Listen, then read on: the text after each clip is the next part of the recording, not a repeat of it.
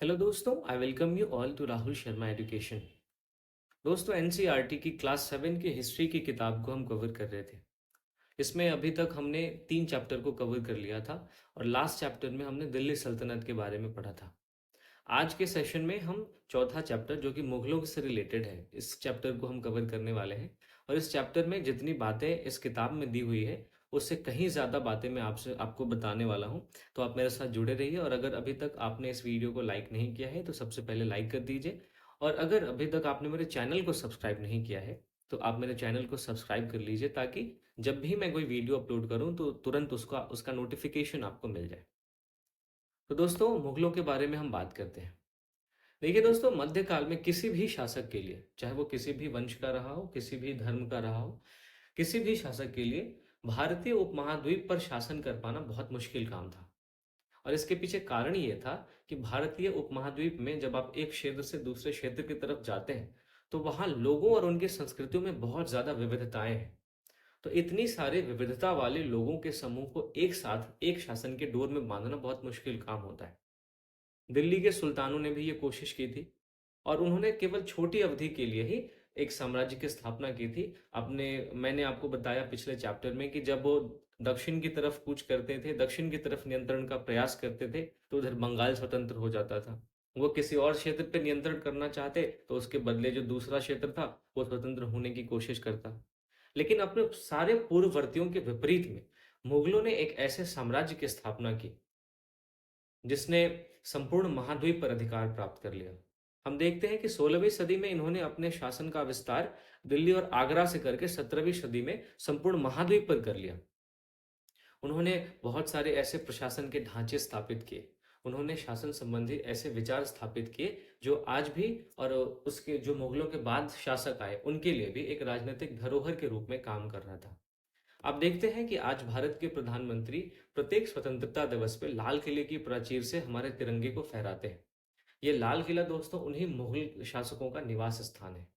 तो इस तरीके से मुगल जो थे उन्होंने एक ऐसा साम्राज्य स्थापित किया जिसका स्वरूप अखिल भारतीय था। अब हम जरा बात करते हैं मुगलों के बारे में कि मुगल आखिर थे कौन। दोस्तों, मुगल दो महान शासक वंशों के वंशज थे।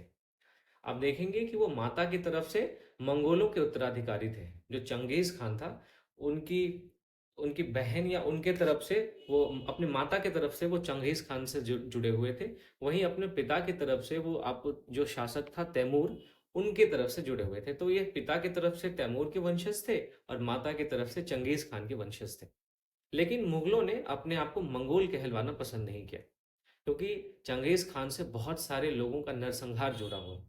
तो यही स्मृतियां जो मुगलों के प्रतियोगियों उज़्बेक थे उनसे भी संबंधित थी। तो अपने आप को मुगलों ने ना उज़्बेकों से जोड़ा, ना ही मंगोलों से जोड़ा। दूसरी तरफ आप देखेंगे, मुगल तैमूर के वंशज होने पर अपने अपने ऊपर गर्व का अनुभव करते थे। ऐसा इसलिए क्योंकि तैमूर ने 1798 में दिल्ली पर कब्जा कर लिया था, और इसीलिए मुगल अपने आप को अपने पिता की तरफ के वंशज कहलाना ज्यादा पसंद करते थे, अगर हम तुलना करें अपने माता की तरफ से। तो उन्होंने अपनी वंशावली का प्रदर्शन चित्र भी बनवाया, और प्रत्येक मुगल शासक ने दोस्तों तैमूर के साथ अपना चित्र बनवाया। तो इस बात से ये पता चलता है कि अपने माता की तरफ के वंशज को वो ज्यादा तरजीह नहीं देते थे, अपने पिता की तरफ के वंशज को वो ज्यादा तरजीह देते थे। अब हम बात करते हैं मुगल सैन्य अभियान के बारे में। अभी हमने देखा कि मुगल कौन थे। देखिए दोस्तों, प्रथम पहला मुगल शासक जो था वो बाबर था, जिसने भारत में 1526 से 1530 तक शासन किया। लेकिन भारत में शासन करने से पहले उसने 1494 में फरगना राज्य पर उत्तराधिकार प्राप्त किया था, वो भी केवल 12 वर्ष की उम्र में। लेकिन मंगोलों की जो दूसरी शाखा थी उज़्बेक, जिसके बारे में अभी थोड़ी देर पहले मैंने आपसे चर्चा की, तो उज़्बेकों ने बाबर पे आक्रमण कर दिया और बाबर को अपनी गद्दी छोड़नी पड़ी। बहुत साल बाबर भटकता रहा, और भटकते भटकते उसने 1504 में काबुल पर कब्जा कर लिया। और फिर 1556, माफ कीजिएगा, 1526 ईस्वी में हम देखते हैं कि पानीपत का प्रथम युद्ध होता है, और उसमें बाबर ने इब्राहिम लोदी को हराया और फिर दिल्ली और आगरा को अपने कब्जे में लेकर मुगल साम्राज्य की स्थापना की। आप ये देख सकते हैं, ये तस्वीर में ये आपको तोप दिख रहे होंगे, तो पहली बार तोप और गोलीबारी का इस्तेमाल बाबर ने ही इसी पानीपत के युद्ध में किया था। अब आगे बढ़ते हैं दोस्तों, हम देखते हैं मुगल परंपराएं जो उत्तराधिकार की थी वो कैसी थी। यानी जब कोई शासक मरता था तो उसके बाद किस तरीके से उत्तराधिकार उसके वंशजों को मिलता था। तो दोस्तों, मुगल ज्येष्ठाधिकार के नियम में विश्वास नहीं करते थे। ज्येष्ठाधिकार का नियम ये कहता है कि जो भी सबसे बड़ा बेटा होता है, राजा के मरने के बाद उसको शासन सौंप दिया जाता है। तो इस नियम में जो मुगल थे वो विश्वास नहीं करते थे। इसके विपरीत वो उत्तराधिकार में सहदायाद की वकालत करते थे। सहदायाद, जो कि मुगल और तैमूर वंशों की प्रथा थी, उनको इन्होंने अपनाया। इसमें क्या होता है सहदायाद प्रथा में, कि जो भी उत्तराधिकार होता है वो किसी राजा के जितने भी पुत्र होते हैं उन सभी पुत्रों में विभाजित कर दिया जाता है। तो आप डिसाइड कर सकते हैं कि ज्येष्ठाधिकार का सही था या सहदायाद का उत्तराधिकार सही था। अभी भी आप देखेंगे दोस्तों, एक्सक्यूज मी, अभी भी आप देखेंगे कि हमारे यहाँ पे जो संपत्ति है उसका बंटवारा सहदायाद की परंपरा के आधार पे होता है, ना कि ज्येष्ठाधिकार की परंपरा के आधार पे। जो भी पिता की संपत्ति होती है वो उसके सारे पुत्रों में बराबर बराबर हिस्सों में बांटी जाती है। अब तो पुत्रियों को भी हिस्सा मिलने लगा है। तो इस तरीके से जो सहदायाद और ज्येष्ठाधिकार का क्या नियम था ये आपको समझ में आया होगा।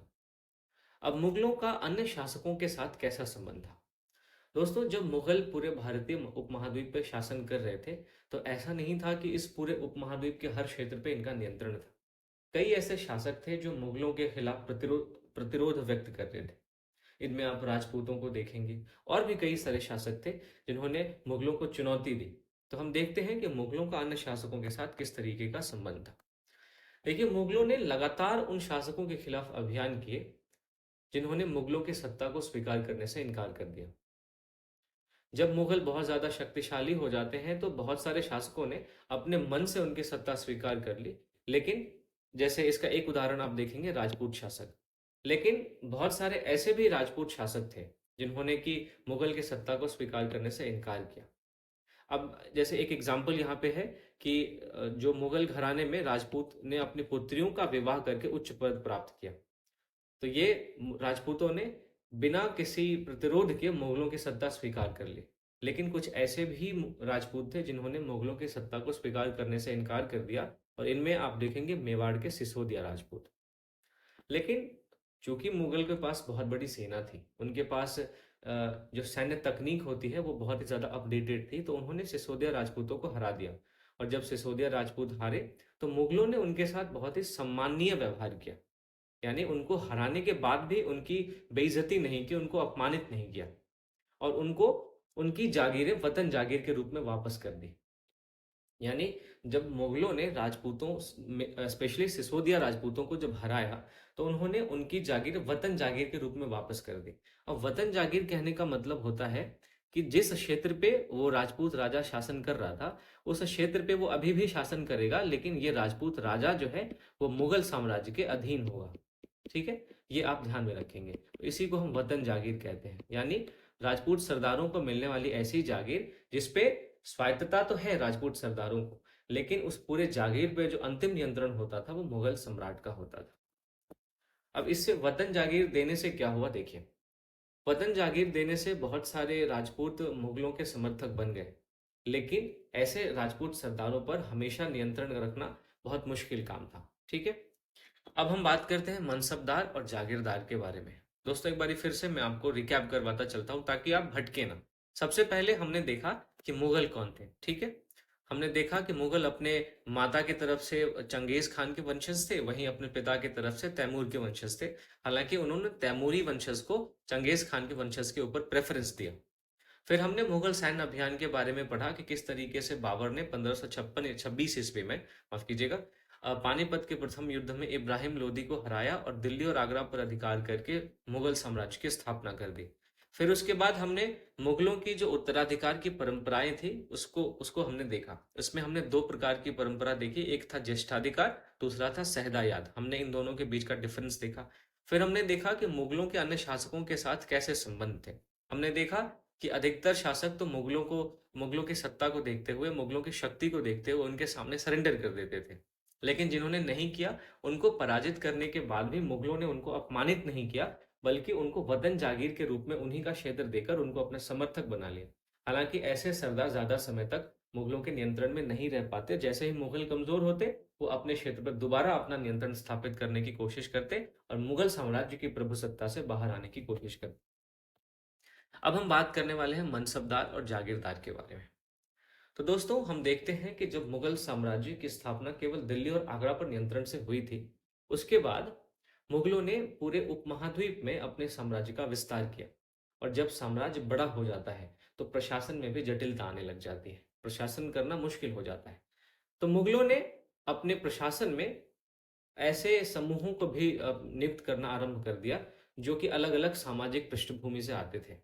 शुरू-शुरू में तो आप देखेंगे कि उन्होंने ज़्यादातर सरदार और तुर्की लोगों को अपने प्रशासन में नियुक्त किया था, लेकिन इन छोटे समूह के साथ-साथ उन्होंने शासक वर्ग में अब ईरानियों को भी शामिल करना शुरू किया, भारतीय मुसलमानों को भी शामिल करना शुरू कर दिया, फिर अफ़गान, राजपूत, मराठा और भी कई सारे समूहों को इन्होंने प्रशासन में शामिल किया। और ये सभी जो थे वो मनसबदार कहलाए। यानी मुगलों की सेवा में आने वाले जितने भी नौकरशाह थे, जो सरकारी पद हासिल करते थे, वो मनसबदार कहलाए। तो मनसबदार जो शब्द है, इसका मतलब कोई भी ऐसा व्यक्ति जो किसी सरकारी पद पे है, उसको मनसबदार कहा जाता था। अब ये एक श्रेणी व्यवस्था थी, यानी इसमें भी अलग-अलग कैटेगरी होती थी और ये श्रेणी व्यवस्था पद, वेतन और सैन्य उत्तरदायित्व तो इसके आधार पर निर्धारित किए जाते थे। देखिए, पद और वेतन का निर्धारण जात की संख्या पर निर्भर था। जात की संख्या जिसके पास सबसे ज्यादा होती, तो अभिजात की प्रतिष्ठा उसकी उतनी ही बढ़ जाती और उसका वेतन भी उतना ही होता। अगर हम इसको सिंपल शब्दों में देखें, तो जात की संख्या इज डायरेक्टली प्रोपोर्शनल टू वेतन। जिसकी जितनी ज्यादा जात, उसका वेतन उतना ज्यादा। ठीक है। फिर मनसबदारों को कुछ सैन्य दायित्व भी सौंपे जाते थे और उन्हीं के अनुसार मनसबदारों को घुड़सवार भी रखने पड़ते थे। तो मनसबदार अपने सवारों को निरीक्षण के लिए लेके जाते थे। ये अपने सैनिक जो भी थे इनके, उनके घोड़ों को दगवाते थे और अपने सैनिकों का पंजीकरण करवाते थे। तब जाके ही इनको अपने सैनिकों को वेतन देने के लिए धन मिलता था। ठीक बात है। देखिए, फिर मनसबदार अपना वेतन राजस्व एकत्र करने वाली भूमि के रूप में पाते थे, जिनको जागीर कहते थे। यानी मनसबदारों को जो भी वेतन मिलता था, वो नकद रूप में ना मिलके एक भूमि के खंड के रूप में मिलता था। इस भूमि के खंड को हम जागीर कहते थे। और ये जागीर लगभग उसी इक्ता के समान था, जिसके बारे में हमने पिछले चैप्टर में, दिल्ली सल्तनत वाले में चैप्टर में पढ़ा था। हमने क्या देखा था कि दिल्ली के सुल्तानों का जब साम्राज्य बड़ा हो गया, तो उन्होंने अपने साम्राज्य के कुशल प्रशासन के लिए एक बड़े साम्राज्य को छोटी छोटी इकाइयों में विभाजित कर दिया और इसी को हम इक्ता कहते थे। मनसबदार भी, माफ कीजिएगा, जागीर भी इसी तरह की एक भूमि का टुकड़ा होता था। लेकिन मनसबदार जो थे वो मुक्तियों से भिन्न थे। हम देखते हैं कि इक्ता पर जिसका नियंत्रण होता था, उनको मुक्ति कहते थे। तो मुक्ति जो थे उस पर प्रशासन करते थे अपने इक्ता पे। लेकिन मनसबदार अपने जागीरों पर प्रशासन नहीं करते थे। मनसबदारों के पास केवल इस बात का अधिकार था कि वो अपने जागीर से राजस्व एकत्रित करें और ये राजस्व भी उनके नौकर उनके लिए एकत्रित करते थे। और जो मनसबदार खुद होता था, वो किसी अन्य भाग में सेवारत रहता था। इससे इस बात को इंश्योर किया जाता था, इस बात की पुष्टि की जाती थी कि कोई भी एक मनसबदार किसी एक क्षेत्र में रह के अपने आप को बहुत ज्यादा शक्तिशाली न बना ले। ठीक है। यानी कि मान लीजिए ये एक एरिया है ए, इसका इसका जो मनसबदार है उसको बी एरिया में रहना है और इस ए एरिया की जागीर पे इस ए एरिया की जागीर से इस बी एरिया वाले मनसबदार को राजस्व मिलेगा। यानी ये रह कहीं और रहा है, राजस्व इसका किसी और क्षेत्र से आ रहा है।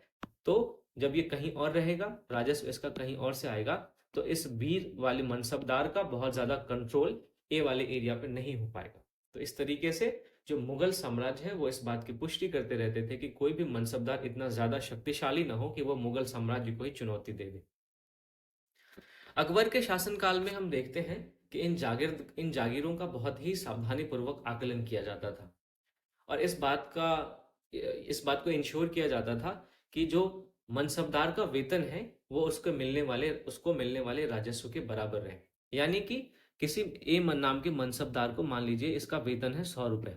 अब इसको एक जागीर दी गई है बी नाम की, तो बी जागीर से जितना राजस्व आता है वो इसके वेतन के लगभग बराबर हो, इस बात को इंश्योर किया जाता था। यानी कि बी एरिया से जो राजस्व आएगा वो भी लगभग 100 रुपए के बराबर होगा, ताकि वेतन और राजस्व इन दोनों में समानता बनी रहे। तो इस बात को अकबर के शासनकाल में बहुत ही ज्यादा इंश्योर किया जाता था।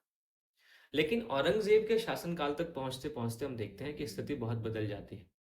अब क्या होता है कि जो मनसबदार को जागीर मिलती थी उससे मिलने वाला राजस्व उस मनसबदार के वेतन से बहुत कम होता था, क्योंकि मनसबदारों की संख्या में बहुत ज्यादा वृद्धि हो गई। अब जब मनसबदारों की संख्या में बहुत ज्यादा वृद्धि हो जाएगी तो जागीर यानी भूमि का खंड तो उतना ही है। अब आपको इसको जितना छोटा करना है आप कर लीजिए, लेकिन ये जो टोटल खंड है ये तो बढ़ने वाला है नहीं। तो इस कारण से मनसबदारों को जो भी जागीरें मिलती थी उससे राजस्व बहुत कम आता था। तो इससे क्या होता है कि अब मनसबदारों के मन में एक ऐसी भावना जागृत होने लग जाती है कि वो अब शोषण करेंगे, क्योंकि मनसबदारों को एक लंबा इंतजार करना पड़ता था कि उनको एक कोई जागीर मिले। और जब वो जागीर उनसे उनको मिलती थी तो उस जागीर से वो जितना ज्यादा धन हो उतना ज्यादा धन इकट्ठा करने की कोशिश करते थे। और ये धन कहाँ से आता था? किसानों पर अत्याचार के माध्यम से। तो जब हम देखते हैं औरंगजेब के शासनकाल में मनसबदारों की संख्या में बहुत ज्यादा वृद्धि हो जाती है और जागीर मिलना बहुत मुश्किल हो जाता है, तो इन सब के कारण जो भी जागीरदार होते हैं वो इस बात की कोशिश करते हैं कि ज्यादा से ज्यादा राजस्व वसूल कर सके। और इस राजस्व वसूलने के चक्कर में उन्होंने बहुत ज्यादा किसानों पर अत्याचार किया। तो ये मैं उम्मीद करता हूं आपको समझ में आया होगा। अब अगला हम बात करें जब्त और जमींदार के बारे में। दोस्तों, हमने देखा कि मुगलों की आमदनी का जो सबसे प्रमुख साधन था वो किसानों द्वारा मिलने वाला राजस्व था। अधिकतर स्थानों पर जो किसान थे वो या तो मुखिया या फिर स्थानीय सरदार के माध्यम से अपना राजस्व मुगल सम्राट को देते थे। और इन सभी मध्यस्थों के लिए, चाहे वो मुखिया हो या शक्तिशाली सरदार हो, मुगल एक ही शब्द का इस्तेमाल करते थे और वो शब्द था जमींदार। यानी जमींदार और कोई नहीं थे, किसान द्वारा जो राजस्व दिया जाता था, इस राजस्व को मुगल सम्राट तक पहुंचाने के लिए जिन मध्यस्थों का इस्तेमाल होता था वही मध्यस्थ जमींदार कहे जाते थे। मैं उम्मीद करता हूं आपको समझ आया होगा। अब अकबर के जो राजस्व मंत्री थे टोडरमल, इन्होंने एक नई राजस्व व्यवस्था बनाई। इन्होंने क्या किया कि 10 वर्ष तक कृषि की पैदावार, कृषि उस पैदावार की कीमत और कृषि भूमि, इन सब का बहुत ही सावधानी पूर्वक सर्वेक्षण किया। कुछ आंकड़े निकाले और इन आंकड़ों के आधार पर प्रत्येक फसल पर अब उन्होंने राजस्व को कर के माफ कीजिएगा, नकद के रूप में राजस्व देना निश्चित कर दिया। फिर इन्होंने प्रत्येक सूबे या प्रांत को सूबा कहा जाता था। जैसे अगर भारत देश के कॉन्टेक्स्ट में अगर हम बात करें तो भारत देश के कॉन्टेक्स्ट में जो अभी बिहार, उत्तर प्रदेश, महाराष्ट्र, ये सारे प्रांत हो गए। तो मुगल साम्राज्य के अंदर जो प्रांत होते थे उनको अलग अलग राजस्व मंडलों में बांटा गया और फिर हर फसल के लिए अलग अलग राजस्व दर की अलग अलग सूची बनाई गई। इसी राजस्व प्राप्त करने की व्यवस्था को जब्त कहा जाता था।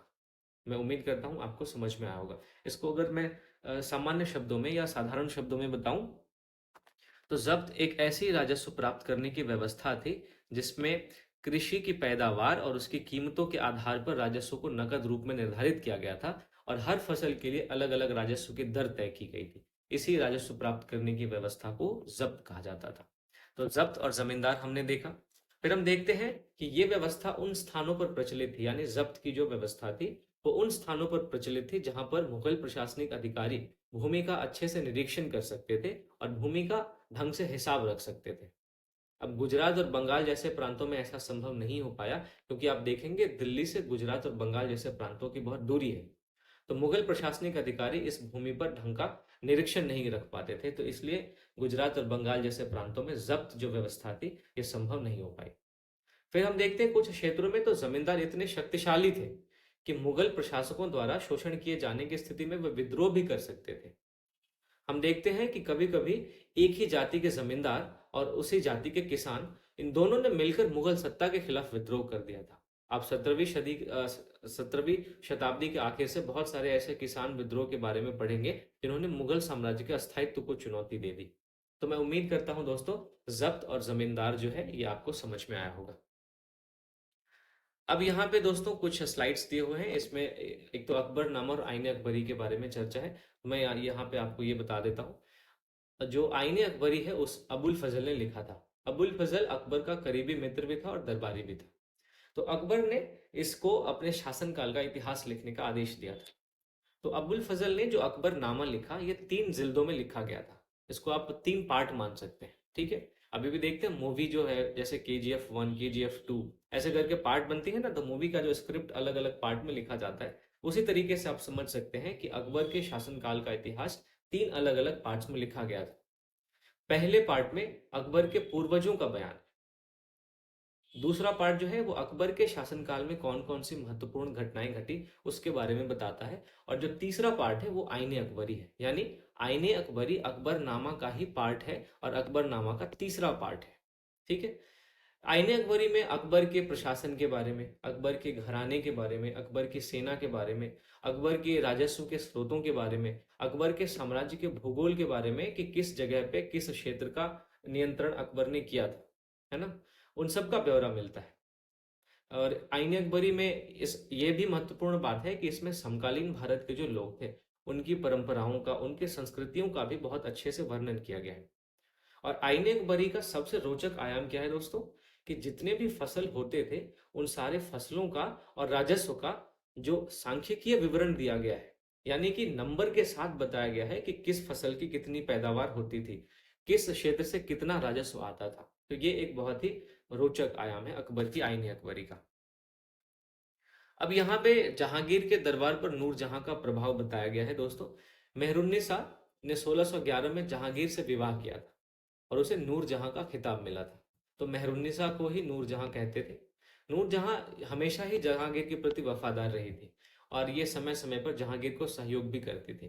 तो नूरजहां के सम्मान में जहांगीर ने चांदी के बहुत सारे सिक्के जारी किए, जिसमें कि एक तरफ तो जहांगीर के खुद के जो भी खिताब उसने लिए हुए थे उस खिताब के नाम थे, और दूसरी ओर रानी बेगम नूरजहां के नाम से गढ़ा हुआ ये वाक्य लिखा हुआ था। अब ये यहाँ पे आप देख सकते हैं उसी, ये जो एक तो वर्गाकार है, एक ये है, तो यहाँ पे कुछ बातें लिखी गई है, इसको आप पढ़ सकते हैं। ये हमारे एग्जाम पॉइंट ऑफ व्यू से इतना ज्यादा इंपॉर्टेंट नहीं है। ये जो सुलह कुल की नीति है ये हमारे लिए बहुत जरूरी है।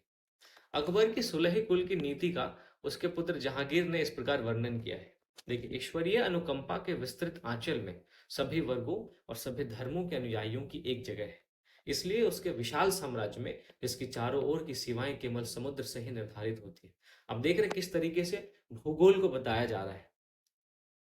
विरोधी धर्मों के अनुयायियों और तरह तरह के अच्छे बुरे विचारों सबके लिए जगह थी। तो अकबर ने एक नीति अपनाई थी, दरअसल सुलह कुल की नीति उसको हम कहते हैं।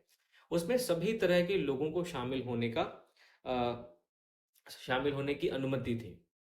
इसमें बताया गया है कि इतना बड़ा विशाल साम्राज्य जिसको अकबर ने बनाया था, उस विशाल साम्राज्य में अलग अलग जो भी धर्म के अनुयायी थे, जितने भी अच्छे बुरे विचारों वाले व्यक्ति थे, सबके लिए जगह थी। यहाँ असहिष्णुता यानी इनटॉलरेंस का मार्ग बंद था। सुन्नी और शिया एक ही मस्जिद में इकट्ठे होते थे। ईसाई और यहूदी एक ही गिरजे यानी कि आप चर्च समझिए, एक ही चर्च में प्रार्थना करते थे। और उसने सुसंगत तरीके से सार्विक शांति यानी सुलह कुल के सिद्धांत का पालन किया। तो ये सुलह कुल की नीति के बारे में है, जिसको हम आज वर्तमान समय में अगर कहें तो धर्मनिरपेक्षता से संबंधित आप इसको देख सकते हैं। धर्मनिरपेक्षता जो है वो हालांकि एक आधुनिक काल का शब्द है, लेकिन धर्मनिरपेक्षता को अगर हम पीछे के काल में जाके लागू करें तो सुलह कुल इसे धर्मनिरपेक्षता के आसपास की अवधारणा प्रतीत होती है। अब हम बात करने वाले हैं 17वीं शताब्दी में और उसके पश्चात मुगल साम्राज्य कैसा रहा। मुगल साम्राज्य की प्रशासनिक और सैनिक कुशलता के कारण मुगल साम्राज्य में जो भी आर्थिक स्थिति थी, जो वाणिज्यिक समृद्धि थी, उसमें काफी ज्यादा बढ़ोतरी होती है। विदेशी यात्रियों ने मुगलों को बहुत धनी देश बताया है, माफ कीजिएगा, मुगलों के शासनकाल में भारत को एक बहुत धनी देश बताया है। ऐसा देश जिसके बारे में हम किस्से कहानियों में पढ़ते हैं। लेकिन इसी प्रचुरता के साथ साथ मिलने वाली दरिद्रता यानी गरीबी को देखकर विदेशी यात्री बहुत ज्यादा विस्मित रह गए। विस्मित मतलब आश्चर्यचकित रह गए। उन्होंने देखा कि सामाजिक असमानताएं बहुत ज्यादा थी। शाहजहां के शासनकाल के 20वें वर्ष के दस्तावेज से हमें पता चलता है कि मनसबदार जिनको उच्चतम पद प्राप्त था, वो मान लीजिए कुल 8000 मनसबदार थे, तो उनमें से उच्चतम पद वाले से केवल 445 मनसबदार थे। आप अभी भी देखेंगे हमारे समाज में बहुत ज्यादा असमानताएं हैं। जब आप वर्ल्ड इनइक्वालिटी लैब की एक रिपोर्ट आती है जिसको हम वर्ल्ड इनइक्वालिटी रिपोर्ट कहते हैं, उसमें देखेंगे कि इंडिया के 1% लोगों के पास इंडिया का टोटल जो वेल्थ है उसका 40% से भी ज्यादा वेल्थ सेंटर्ड है, कन्फाइंड है, संकेंद्रित है। तो इससे आप समझ सकते हैं कि ये मुगलों के काल में ही सामाजिक असमानताएं नहीं थी, अभी भी वर्तमान समाज में सामाजिक असमानताएं बहुत ज्यादा है। तो विदेशी यात्रियों ने देखा कि एक तरफ तो धन बहुत ज्यादा है, जो मुगल सम्राट हैं उनकी वेशभूषा, उनका जीवन जीने का तरीका बहुत ही लग्जरियस है। दूसरी तरफ समाज में एक ऐसा भी तबका है जहाँ पे दरिद्रता है, गरीबी है। उन्होंने कहा कि कुल मनसबदारों की एक छोटी संख्या, केवल 5.6% को ही साम्राज्य के अनुमानित राजस्व का 61.5% प्राप्त था, जो उनको उनके सवारों के वेतन के रूप में दिया जाता था। यानी टोटल जितनी साम्राज्य की आय थी उसका 61.5% केवल 5.6% मनसबदारों को दिया जाता था। तो इस बात से आप अंदाजा लगा सकते हैं कि किस हद तक सामाजिक असमानता मुगल साम्राज्य में थी। मुगल सम्राट और माफ कीजिएगा मुगल सम्राट और मनसबदार अपनी आय का बहुत बड़ा भाग वेतन और वस्तुओं पर लगा देते थे, जैसा कि हमने देखा अभी। इस खर्चे से शिल्पकार और किसानों को लाभ हालांकि होता था, क्योंकि जो मुगल सम्राट थे, जो बड़े बड़े मनसबदार थे, जिनके पास बहुत ज्यादा धन संपत्ति थी, वो बहुत तरह के वस्तुओं का इस्तेमाल करते थे, बहुत तरह के शिल्पकार की वस्तुओं का इस्तेमाल करते थे। तो इन सारी चीजों की पूर्ति करने का काम जो शिल्पकार थे और किसान थे वो करते थे। ठीक है। लेकिन इन किसानों पे, इन शिल्पकारों पे राजस्व का भार इतना ज्यादा था कि जो प्राथमिक उत्पादक थे, किसान और शिल्पकार, उनके पास निवेश के लिए बहुत कम धन बचता था। बहुत तो ऐसे किसान थे जो बहुत गरीब थे, मुश्किल से ही अपना पेट भर पाते थे। और यहाँ तक कि अपनी उत्पादन शक्ति बढ़ाने के लिए वो अतिरिक्त संसाधनों में निवेश करने की बात भी नहीं सोच सकते थे। अगर कोई गरीब किसान मान लीजिए ये डिसाइड भी करता था कि मैं कुछ औजार खरीद लूं ताकि मेरी फसल में बढ़ोतरी हो जाए, मेरी फसल जो है ज्यादा अच्छी हो जाए, तो इस बात के लिए वो सोच भी नहीं पाता था। इस हद तक दरिद्रता मुगल साम्राज्य में थी। अब ऐसी अर्थव्यवस्था में जो भी धनी किसान थे, शिल्पकारों का समूह था, व्यापारी और महाजन, ये सभी ज्यादा लाभ उठाते थे। वहीं जो प्राथमिक उत्पादक थे, किसान और शिल्पकार, ये हमेशा समाज के हाशिए पे बने रहे। हम देखते हैं कि मुगलों के कुलीन वर्ग के हाथों में तो बहुत ज्यादा धन और संसाधन थे, जिसके कारण कुलीन वर्ग जो थे वो बहुत ज्यादा शक्तिशाली हो गए। और जैसे जैसे मुगल सम्राट की सत्ता पतन की ओर बढ़ती गई, यानी मुगल सम्राट कमजोर पड़ता गया, वैसे वैसे अलग अलग क्षेत्रों में इन्हीं कुलीन वर्ग के नए नए सर जो कुलीन वर्ग के सरदार थे, इन्होंने क्या किया, नए नए वंश स्थापित करना शुरू कर दिया। जैसे हैदराबाद में आप देखेंगे आसफ जाह निजामुल मुल्क, इसने एक स्वतंत्र शासन की स्थापना की। अवध में आप देखेंगे सादत खां बुरहानुल मुल्क, इसने भी मुगल सम्राट की सत्ता स्वीकार की, लेकिन अपने आप को एक स्वतंत्र शासक के रूप में उसने दिखाया और स्वतंत्र शासक के रूप में व्यवहार करने लगा। ना केवल हैदराबाद और अवध, जबकि बल्कि आप बंगाल में भी देखेंगे आगे कि मुर्शिद कुली खां था। कर्नाटक में भी आप देखेंगे, अलग अलग कई सारे ऐसे क्षेत्रों में देखेंगे जहां पे जो शक्तिशाली कुलीन थे, वो उन्होंने अपने आप को मुगल सत्ता के कंट्रोल से बाहर कर लिया और उन्होंने अपने आप को एक स्वतंत्र शासक के रूप में स्थापित कर लिया। और 18वीं शताब्दी तक साम्राज्य के कई प्रांत अपनी स्वतंत्र राजनीतिक पहचान बना चुके थे। तो ये था दोस्तों मुगल 16वीं और 17वीं शताब्दी में किस प्रकार थे। हमने कई सारे इसमें इंपॉर्टेंट चीजों को डिस्कस किया, उन भी चीजों को डिस्कस किया जिसकी चर्चा इसमें नहीं थी। तो मैं उम्मीद करता हूँ ये सेशन आपके लिए बहुत ज़्यादा लाभकारी रहा होगा। और अगर दोस्तों एक बार फिर से मैं आपको याद दिला दूं, अगर आपको मेरी वीडियोस पसंद आ रही है तो ज़रूर मेरे चैनल को सब्सक्राइब करें, वीडियो को लाइक ज़रूर करें, ताकि सेम इंथुजियाज्म के साथ में और भी वीडियोस बनाता रहूं और ज़्यादा से ज़्यादा लोगों तक आप इसको शेयर भी कर सकते हैं। तो मिलता हूँ दोस्तों आपसे एक अगली वीडियो में। तब तक के लिए थैंक यू फॉर